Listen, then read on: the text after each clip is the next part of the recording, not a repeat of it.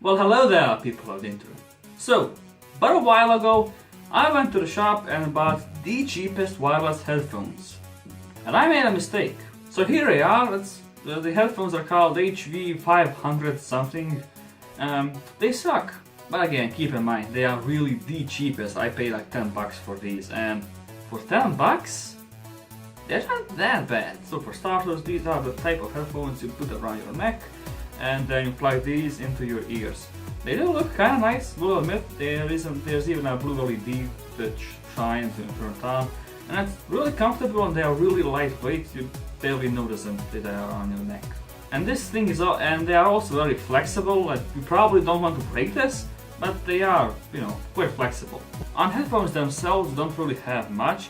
You have an on-off switch, a USB port to charge headphones, 2 buttons to switch through the songs, and a single button to pause a song or answer a phone call. Something you should not do on your headphones because the microphone absolutely sucks and barely even works. Yes, there is a microphone here, but it sucks.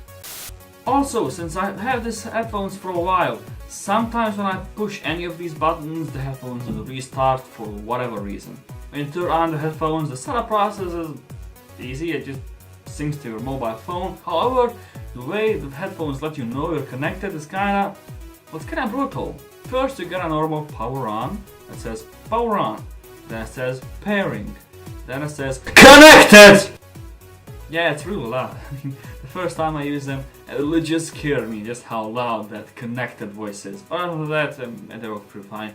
The range is also pretty well, about 5 to 10 meters from the phone, so that's also pretty good. However, sometimes when the phone is in my pocket, it does tend to cut a bit, like for half a second, maybe even less, just like a short nothing for a second. It's like it's losing signal, but it's not. Battery life is also not bad. You can get around 2 hours of battery life. However, there is absolutely no indication of your battery life on headphones. However, I had an Android O mod on my phone for a while, and while it did show the battery level, I don't think it was accurate. See, when I fully charge the headphones, it says 60% on the phone, and it stays at 60%.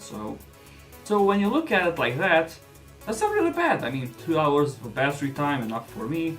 Good design, comfortable. What's really bad about them?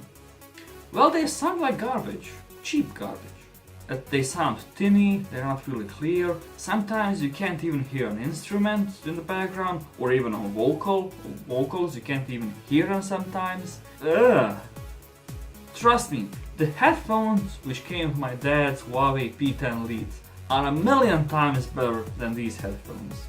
But credit where it's due, they do get loud and the bass is quite good, and they do isolate the surround sound pretty good.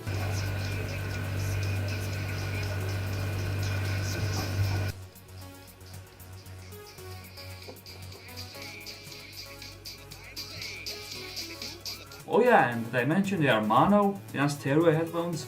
For example, when listening to some songs and I know that there's a specific instrument or something on the left channel and the other instrument on the other channel, no, that's not a thing. They sound like the same on both sides. Point is, if you get really cheap headphones, don't expect much. I bought these expecting at least something, but when I got them and I first turned on them, I was honestly disappointed. I know they were cheap, but yeah. However, there is one good reason why you should buy them. If you are thinking whether or not wireless is for you, some people don't like wireless.